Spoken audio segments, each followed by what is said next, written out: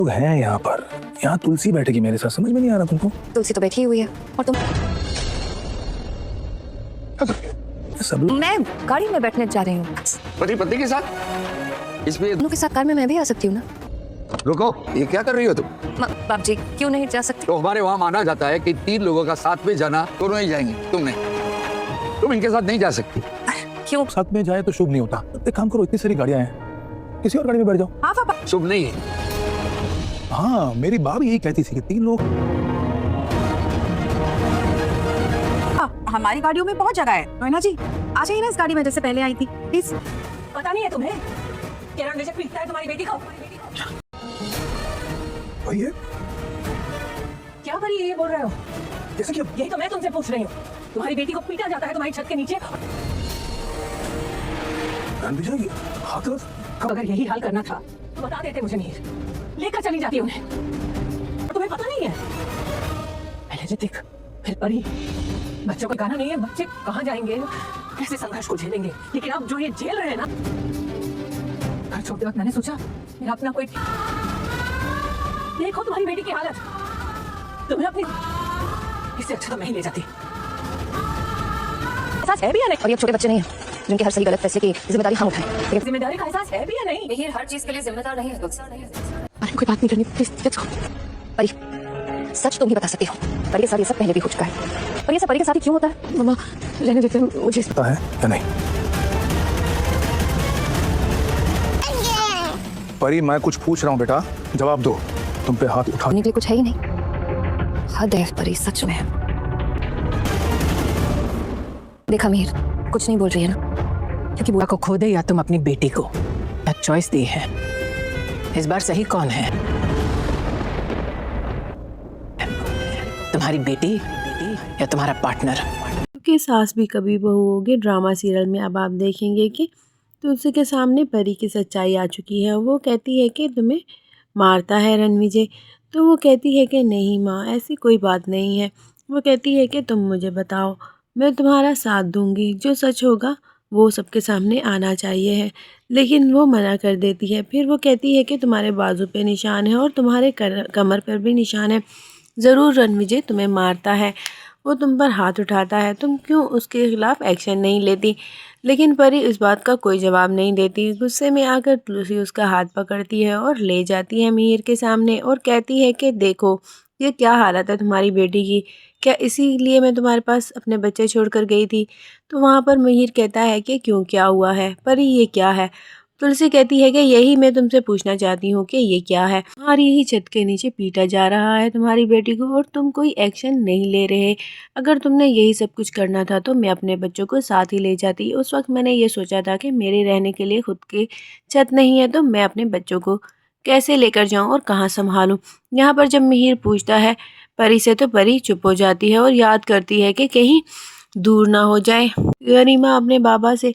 जब ये सारी बात सोचती है तो वो कुछ भी नहीं बोल पाती मिहिर के सामने और वहाँ पर फिर से बोलती है नोइना के बस कोई बात नहीं है, देखा ना इसने कोई जवाब नहीं दिया, ज़रूर कुछ भी नहीं होगा, इसने पहले भी ऐसा ही कहा था और झूठ बोला था और अब ये फिर झूठ बोल रही है और रणविजय पे इल्ज़ाम लगा रही है, जबकि ये खुद रणविजय को बहुत ज़्यादा तंग करती है और ये खुद ही ठीक नहीं है।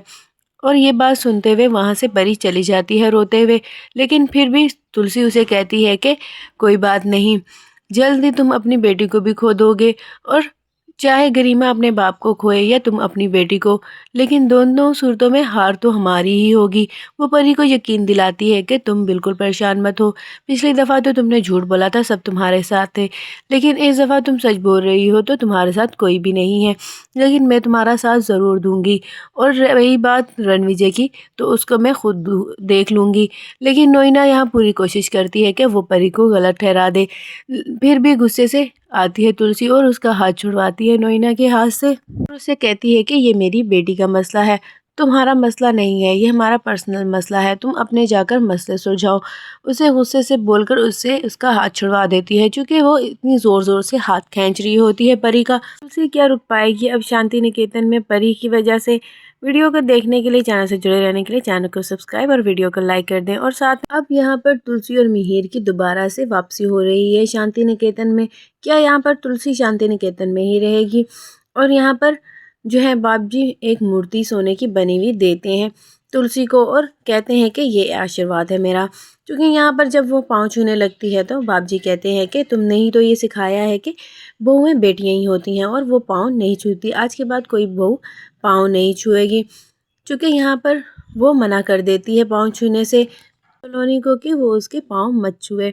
और वो ये भी कहती है कि बहुएं पाँव नहीं छूती, बहुएं भी बेटियों की तरह ही होती हैं।